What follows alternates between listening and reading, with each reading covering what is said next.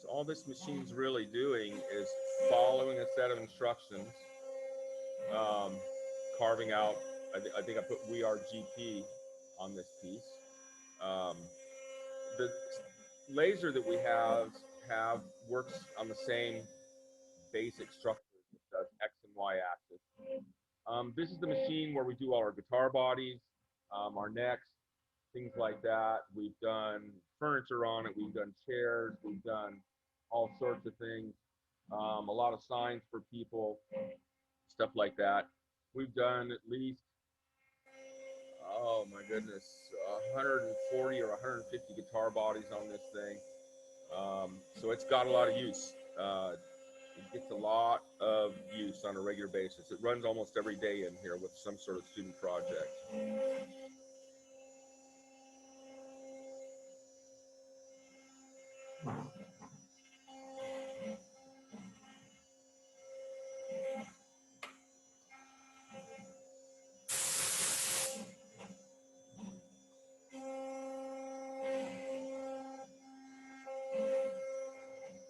So it's almost done. So 26, over 2,600 lines of code to do this.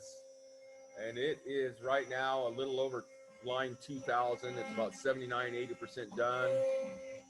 Um, Almost there. It's actually quite quick. You imagine once you see this, how long it would take to hand carve something like this. And you wouldn't get the same kind of result either. So it's a pretty interesting machine.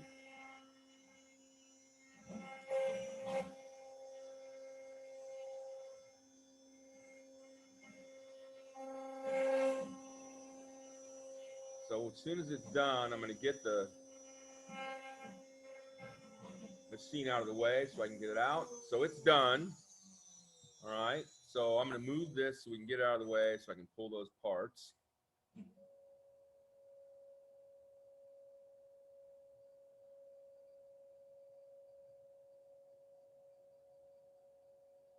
Get it out of the way there.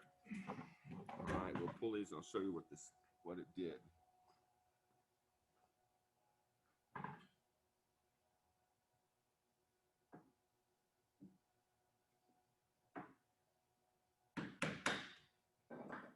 One little wedgies. I don't know if you guys can see that very well. So that's basically just a few minutes worth of work. And I honestly can't tell if it shows you guys. It shows backwards on my screen, but I can't tell if it does on yours. So yeah, any kind of font you could imagine can be used. There's hundreds of different fonts. There's different styles that you can do. You can do instead of a V-carve, there's other types of bits.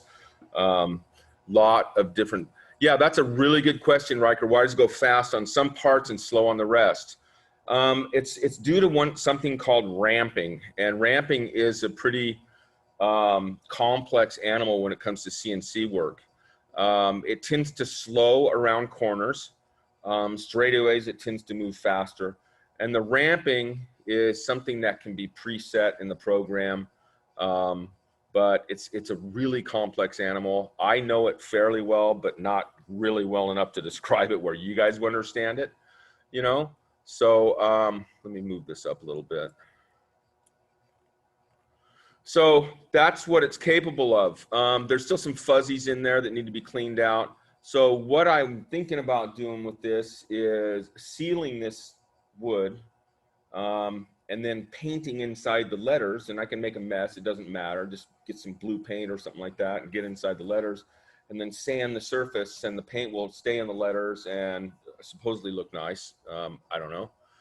But so that is our CNC.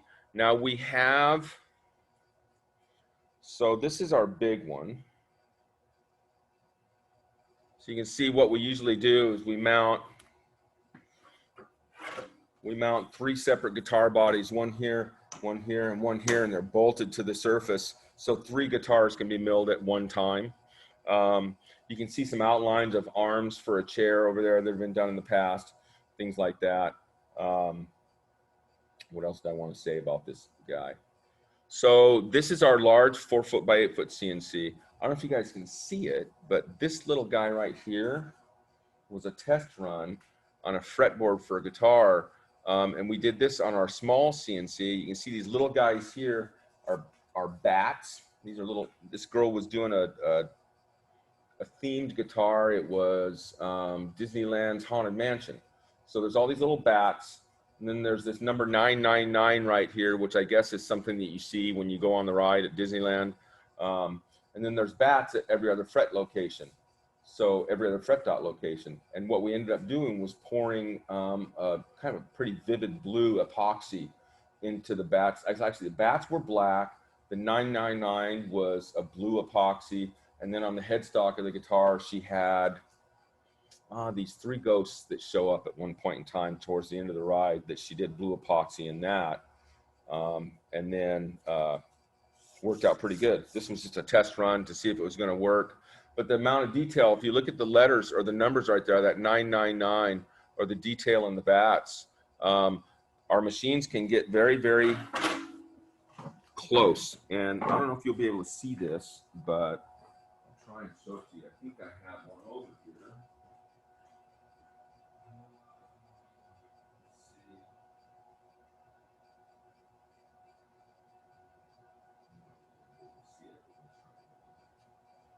So the same bits we use in this are the same as we use in handheld routers for the most part. I mean, we have some bits that we use in this machine that I would never even consider running a handheld router. It'd break your arms. But for example, if you guys can see this, this is an 1/8 diameter spiral downcut bit. Okay, so that's an 1/8 of an inch bit. That's all that is. Okay, this one actually looks like it broke. I grabbed one that broke. This was, okay, a 1/16 of an inch bit. We also have a 32nd of an inch bit. It looks like a dentist drill that gets some of these really fine jobs in some of the guitars that we do. But if you look, we've got, I think you guys will be able to see this. So for example, this is a kind of a bit that I would never try to put in a handheld router. This is a surfacing bit. This thing's a monster. It's like 2.5 inches diameter. It weighs a ton. You try to put something like that in a handheld router and it's not going to work. But we also have, let me see if you guys will be able to see this. Some of our bit selection we've got on a tray here. Okay. So these are some of the bits we use, for example, on the CNC. Okay. So we'll zoom in here a little bit so you guys can see it. So choosing the right bit for the job is everything when it comes to this kind of work. For example, these 1/2 inch diameter spiral downcut bits, this is actually a compression bit. It's got an upcut at the end, downcut down here. This is what we use to hog out most of our guitar bodies, things like that. We can do 3-dimensional carvings with this. In other words, like raised lettering, stuff like that. We can do inlays with it. We can do all sorts of different things.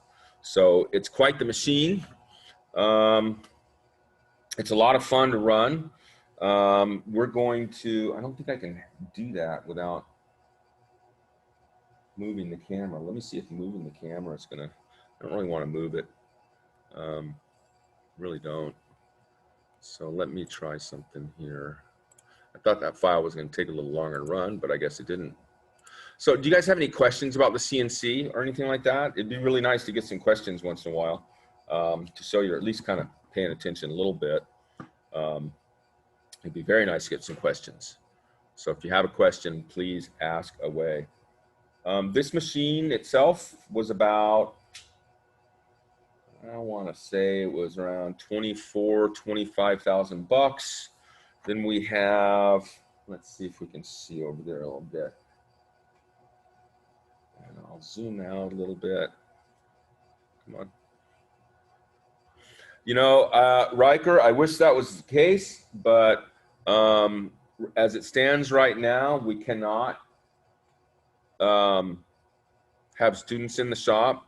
There has been some openings to allow 10 students at a time to come in, but that would mean that I would have to choose 10 students to come in, and that means that the other 32 students or however many there are wouldn't get the opportunity to come in, and that's actually against state requirements for equity in learning when it comes to this online distance learning thing. So it just won't work. Yeah, I'd love to get some people in, but I don't have the size of classes that would make that possible. And I'd prefer not to die myself anyway. So that was our big one. Here's our little one. Let's see if we can zoom in on it a little bit. And you can just see the corner of it from where we're parked. There's our small 18 by 36 CNC. And then we have this monster going the wrong way. This is our 5-axis CNC.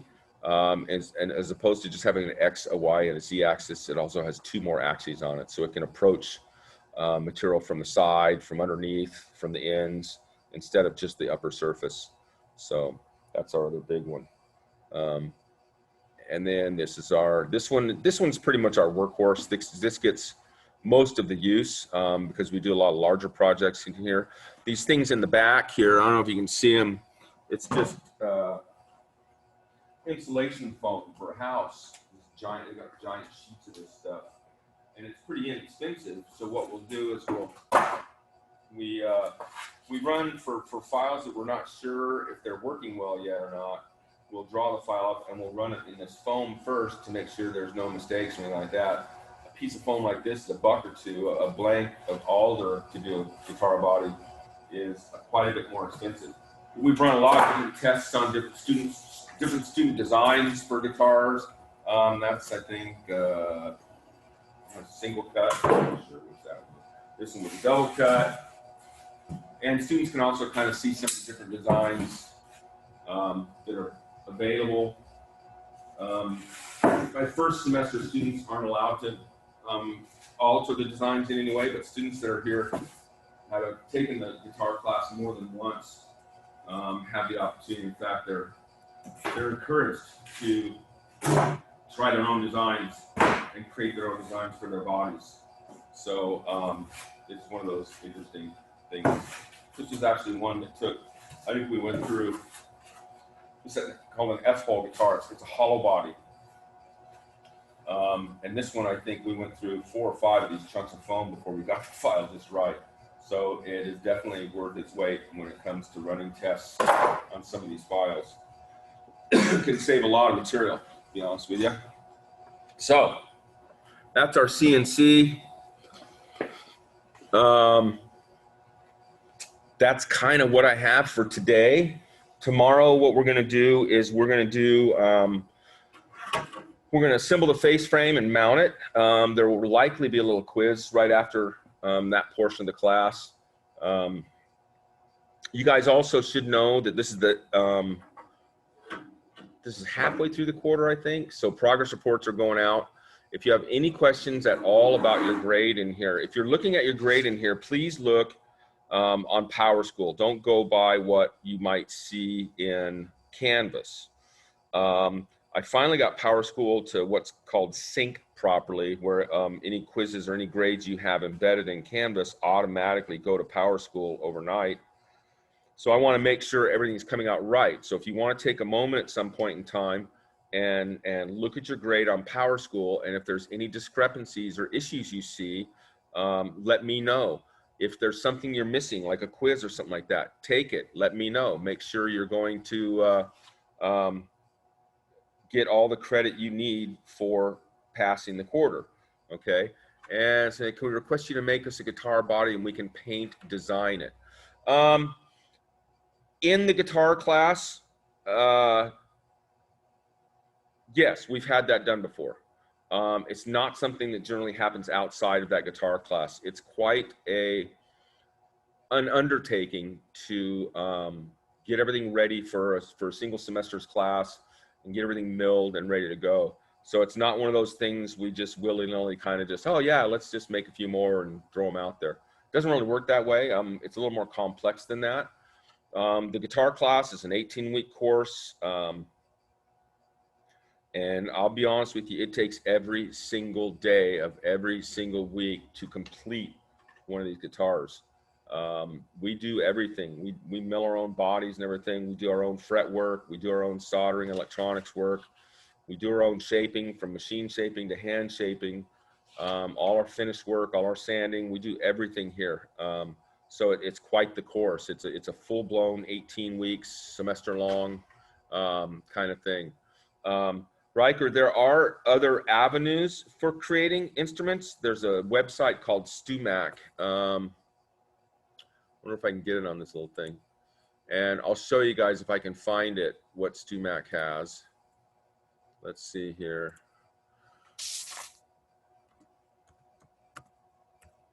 We get a lot of our tools and things like that from this particular vendor. So I'm going to share screen here real quick so you guys can see this. Share screen. So hopefully you guys can still hear me. That's my hope. So on this website, it's stewmac.com, STEWMAC.com. In fact, I believe they have a sale right now on their kits. But if you look over here to kits and projects, they do have some really, really good electric guitar kits. They don't generally require as much work as the ones we have. They kind of come, you know, pretty well done. But if you look, for example, here's an S-style LP. So let's take a look at this T-style right here. So basically it's it's on sale, $169. This second one for $299 because with all the sprays and everything for finishing. But it comes basically complete. My guess is you don't do your neck's going to come just like this, so you would have the ability to shape your headstock. You'd install tuners. It looks like the string nut's already in place, the frets are already in place, the fret dots are already in place. It's got a pick guard. All the electronics, I'm guessing you have to solder yourself because it looks like this is the single. There's a pickup here, but it's really hard to see. So they've got some kits for not too much. I mean, heck, our kits are $175 at the school. And they've got some nicer ones. I mean, if you want to spend a boatload of money. But the nice thing about these kits with StewMac is they come with really good instructions. They have videos online that will help you build your guitar. I mean, they have really, really good instructions. I don't know what these look like, but I've done a ukulele through these guys and the instructions are just fantastic. I'm probably going to do one of their acoustics in the not too distant future. These things get a little spendy, but I'm looking at the OM right here for an acoustic. And they come pretty nice, bolt on or dovetail necks, pretty nice stuff.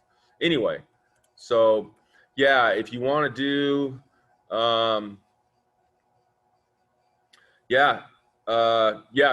Ty, Julie took it all 4 years long. In fact, she's still got one sitting here that we can't finish because of all this COVID stuff.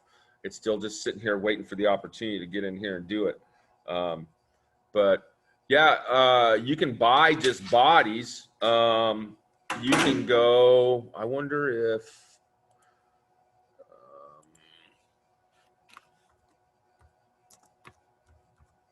I think you can buy just the body here. This is the place where we get our hardware kits. All the pickups and tuners and capacitor, all the stuff. let me go back and share the screen with you guys so you can see this. This is where we get our kits.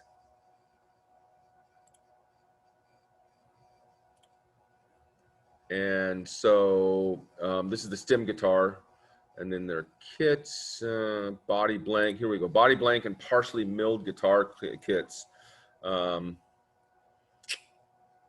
So partially milled. Wow.